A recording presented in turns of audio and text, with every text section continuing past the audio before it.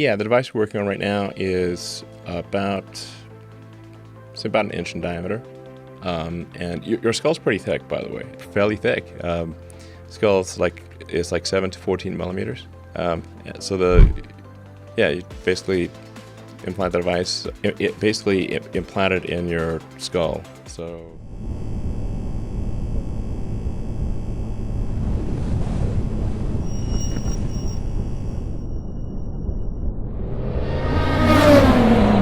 Skull. So.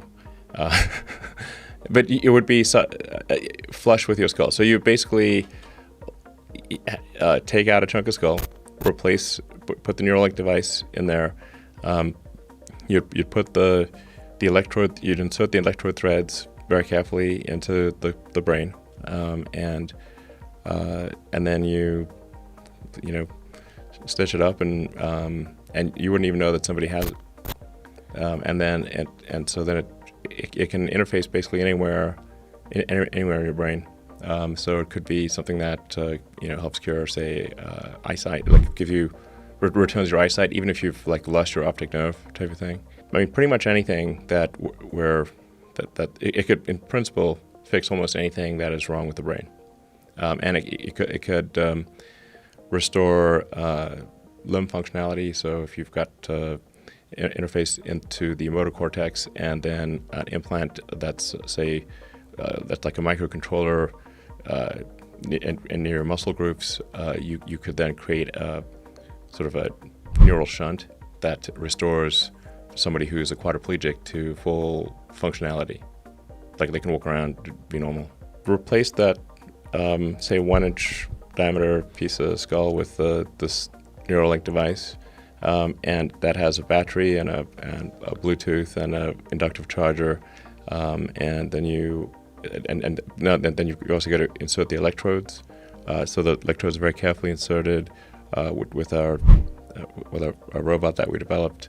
It's very carefully putting in the electrodes and avoiding any veins or arteries, so it doesn't create trauma. And then you put the device in, and that gets that replaces the little piece of skull that was taken out, and then you stitch up the hole, and you just have a little scar, and that's it. It's a generalized sort of thing for fixing any kind of brain injury in principle, if you've got like severe epilepsy or something like that, it could just sort of stop the epilepsy from occurring. Like it could detect it in real time and then fire a counter pulse and stop the epilepsy. There's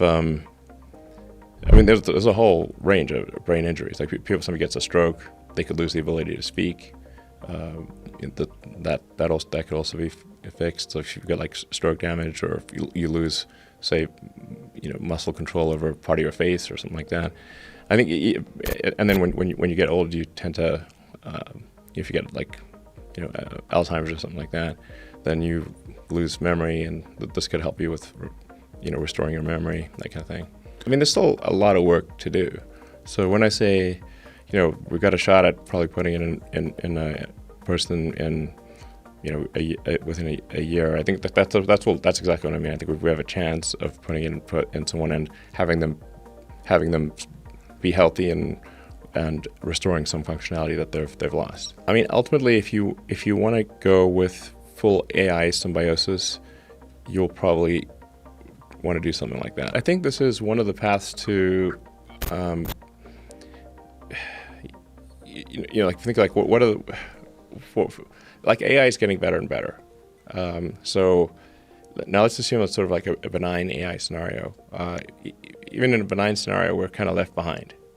We're not along for the ride. We're just too dumb. So how do you go along for the ride?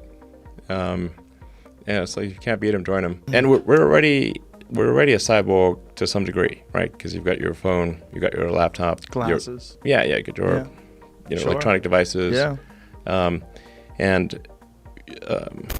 Today, if your phone, if you don't bring your phone along, it's like you have missing limb syndrome.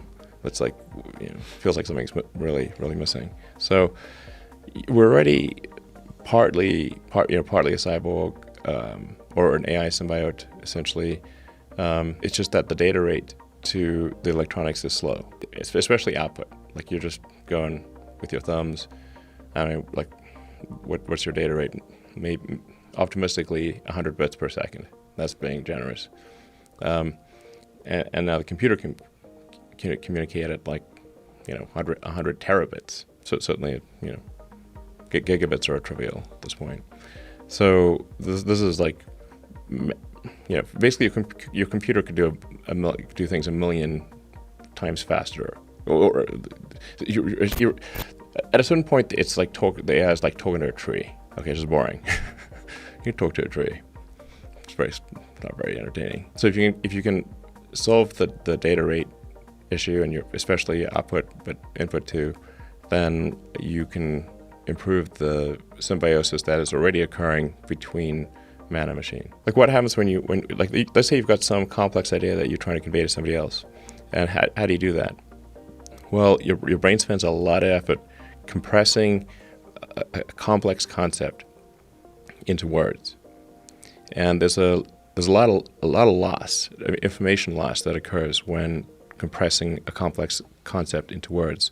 And then you say those words are then interpreted, then they're decompressed by the person who is listening, and they will at best get a very incomplete understanding of what you're trying to convey. It's very difficult to convey a complex concept with precision, because you've got compression, decompression.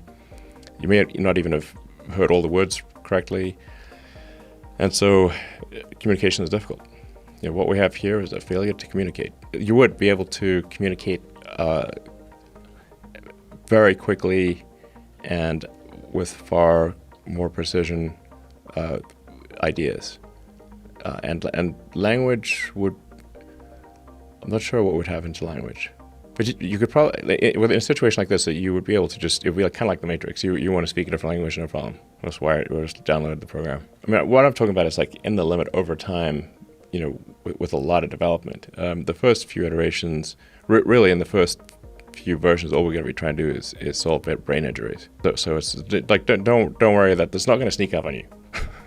This will take a while. If the development continues to accelerate, then maybe like 5 years, 5 to 10 years. 10 years more like it. But yeah, I mean, you could save state and restore that state into a biological being if you wanted to in the future. In principle, there's like nothing, like from a physics standpoint, that prevents this. Now you'd be a little different, but then you're also a little different when you wake up in the morning from yesterday, and you're a little different.